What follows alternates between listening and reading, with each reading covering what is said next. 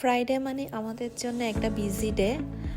শুধু যে ফ্রাইডে আসলে বিজি থাকি তা না, অল ডে আমরা বিজি থাকি আলহামদুলিল্লাহ। মানে আমাদের প্রত্যেকটা দিনই ক্লায়েন্ট থাকে কোনো না। হ্যালো, আসসালামু আলাইকুম।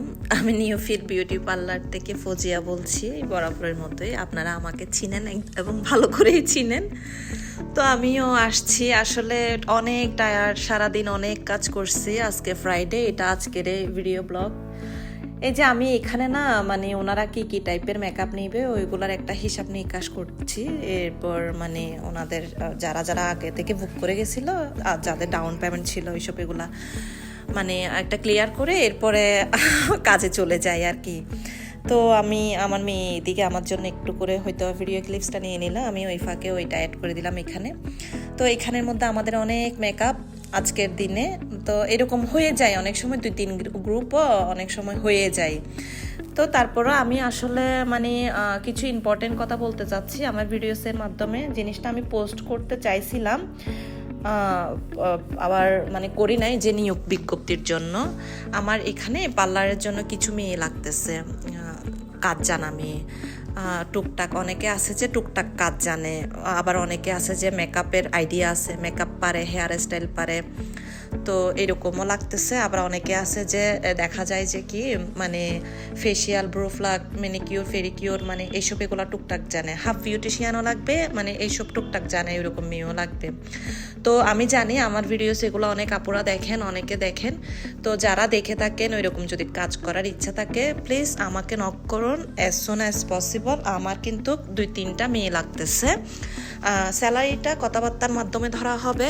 আপনারা যদি এসে কাজ দেখাতে চান, কাজ মানে কাজের দেখাই যাইতে পারেন, না হয় বা কথাবার্তা বলতে চান বা আমাকে ফোন দিতে পারেন, না হয় ইনবক্সে আমাকে জানাতে পারেন। হ্যাঁ, আপনাদের কি কি আইডিয়া আছে, কি কি পারেন, তো সমস্যা নাই। আর অনেকে আছে টুকটাক কাজ, তো এরকমের জন্য আমি নিয়ে নিব। দেখা যায় যে কি মানে অনেক ধরনের কাজের জন্য এখানে পার্লারের জন্য প্রয়োজন হয়। তো আমার না কয়েকটা মেয়ে লাগতেছে। তো যারা যারা ইচ্ছুক তারা তারা আমাকে একটু কষ্ট করে একটু নক দিবেন আর কি। তো এর মধ্যে আমাদের হিজাব মেকআপগুলো ডান, আমি অল্প অল্প নিয়ে নিচ্ছি।